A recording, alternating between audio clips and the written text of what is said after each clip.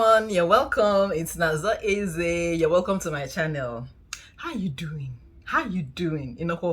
Anyway, this particular video, it's very different from the videos you've been seeing on this channel. I don't know. I was studying my Bible the other day. I was reading about faith. I was actually reading Hebrews chapter 11.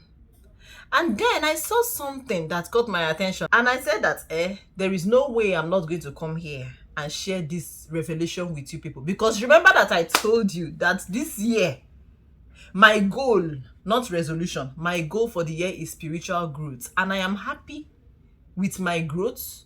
Right now, I'm happy with where I am now. The fire is burning more and more. It's not going to quench anytime soon. And I also told the people that I will be coming, that on my channel, I'm also going to be talking about my Christian walk, my Christian journey, including Bible study, like I'm about to share with you. So I was saying that I read something in Hebrews chapter 11 about faith.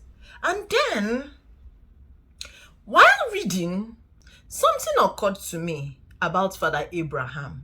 Talking about Father Abraham, if we had the opportunity, if all of us now that are alive in this world today, if we have the opportunity of meeting somebody from the Bible, I know that Father Abraham must surely be one of them.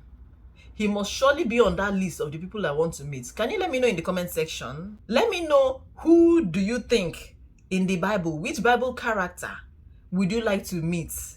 And, talk with them, eat with them, ask certain questions. I will like to meet Father Abraham because there are some questions I want to ask that man.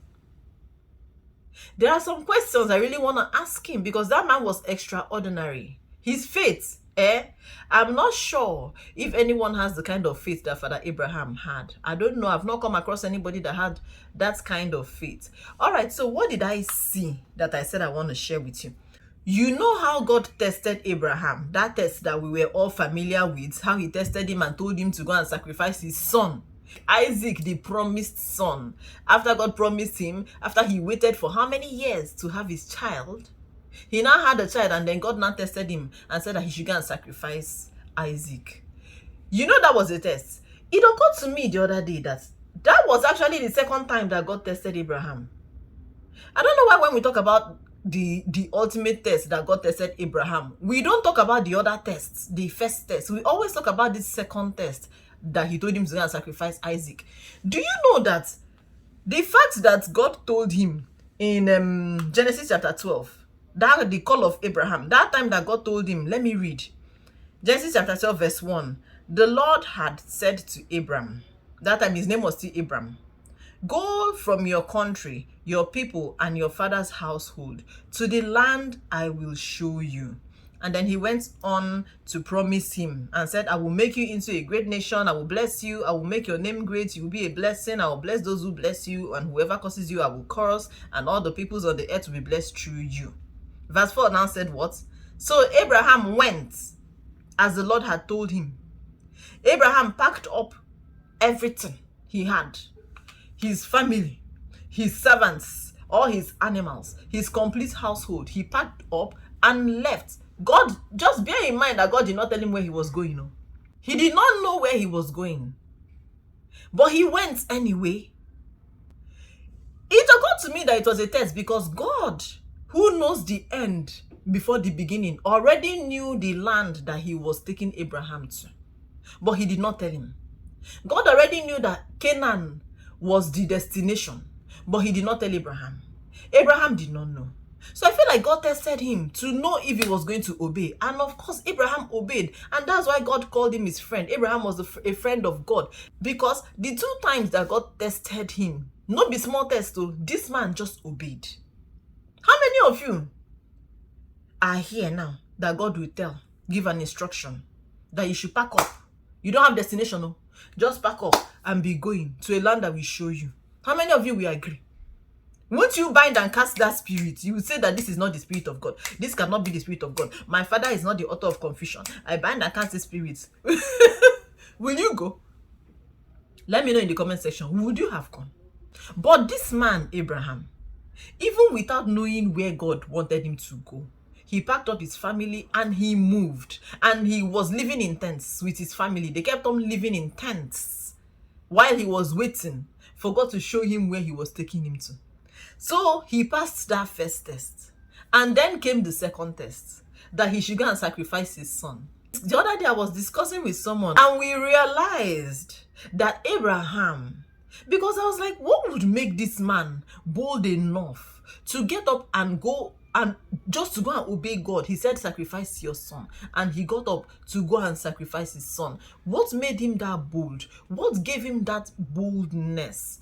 And then I realized from reading further that he knew somehow, on some level, he knew that God will not take Isaac. That's why, wait, let me open that, please.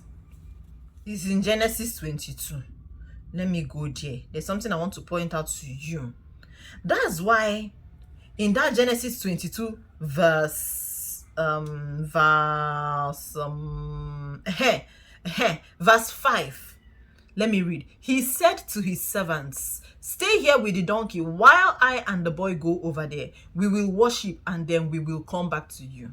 Note that he said, we will come back to you. So on some level, Abraham knew that God was not a wicked God, that God was going to give Isaac back to him. Is either that he believed that if God kills Isaac, he will still raise him up from the dead, which also shows exceedingly great faith. He believed and trusted and had faith in the God that he served and knew that he had the power to raise from the dead. So he knew that one of two things will happen.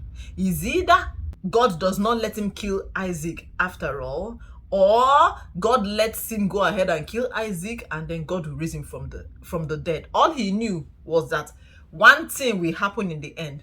Isaac was going to come back with him. He knew that for sure. So that man's faith is out of this world. I asked a question. How many of you that are watching me will listen? God will tell you one thing and it sounds strange to you. It sounds very somehow to you and you still get up and do it. Now, on Sunday, I joined Koinonia service on Sunday and I listened to testimony because I love listening to testimonies. Testimonies help me with my faith because I'm still a work in progress when it comes to my faith as a Christian. There's a level I want my faith to get to. There's a level that God wants my faith to get to. It hasn't quite reached there. So I'm intentionally working on building my faith. So I love to listen to testimonies of people because testimonies serve the purpose of helping your faith to grow. When you hear of things that God does for other Christians like you, you'll be like, he has the ability to do this, so why won't he be able to do it for me? It helps grow your faith. So I was listening to the testimonies and one lady came and testified and talked about how God told her to quit her job. Yeah, he told her to quit her job. There was no job already inside though. She had not yet applied for any other job. There was nothing in the works for a new job for her. But God said, quit your job. And she obeyed. She quit her job. She quit it. And then she said that people that knew her were like berating her that, how do you mean? How can you do this? How can you quit your job when there's no other job in sight? And she was telling them, God told me to. And of course, she sounded crazy to them. That which one is God told you to? And you quit your job.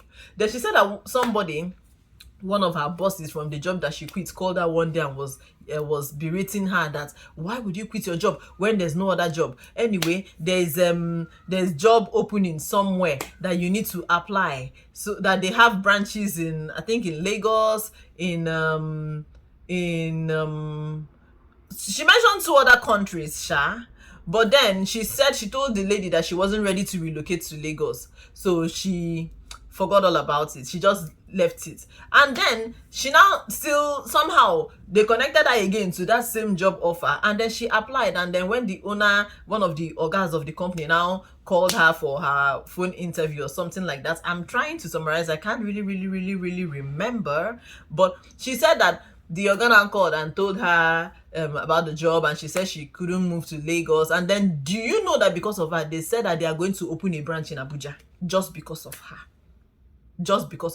And she didn't even need to say this, but I know that whatever they were going to pay her for that new job that God provided for her, I'm very sure that is way more than what she was being paid at that job that she quit, because there's no way God will not reward that kind of faith. There is no way God will not reward that kind of faith and loyalty this lady had. So it reminded me, because after I read this part I shared with you, I was like, I'm going to come and share it with you guys. And then on Sunday, this lady testified, and then I knew that for sure, I was going to come and share both the revelation I got from reading the Bible and also this lady's testimony, to let people know that things like this are happening, so it pays to obey. When God gives you a clear instruction, don't start casting and binding it. As long as you're sure that that instruction is from God, that's why it's good to pray for the spirit of discernment, so that you can test the spirits to know that it is actually God speaking, or that the spirit that is speaking to you is from God.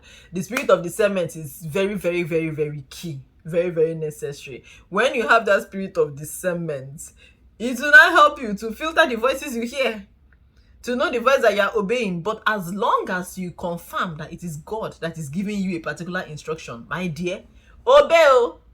It pays to obey, because there is no way he will not reward that kind of faith.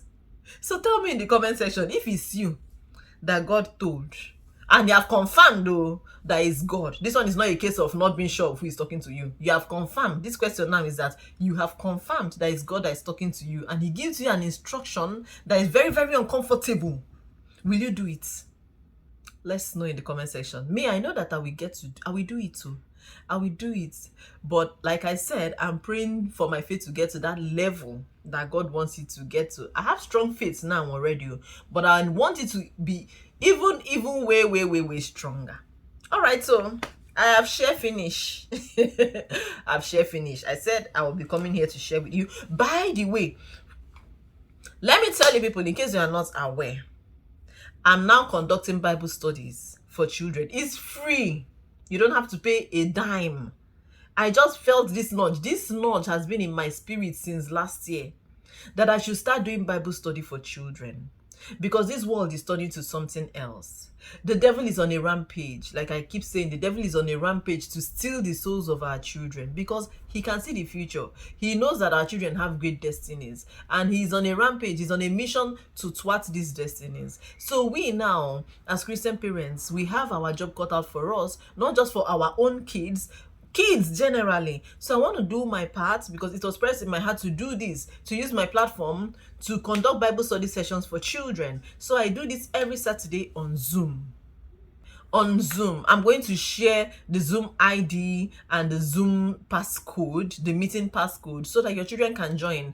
In the US here, in Los Angeles, the time that we usually start it is by 11 a.m. I don't know what time it will be in your own part of the world. So use world clock on your phone and calculate to know what time 11 a.m. will be in your country, so that your children can join. Trust me, you don't want to miss it. The session we had our very first session, the maiden session, was last Saturday. It was last Saturday, and it was amazing. The turnout it was good. We had about 14 children. Yeah, about 14 children or thereabout. The turnout was good. I was happy. The children were happy, and trust me, it's going to get better.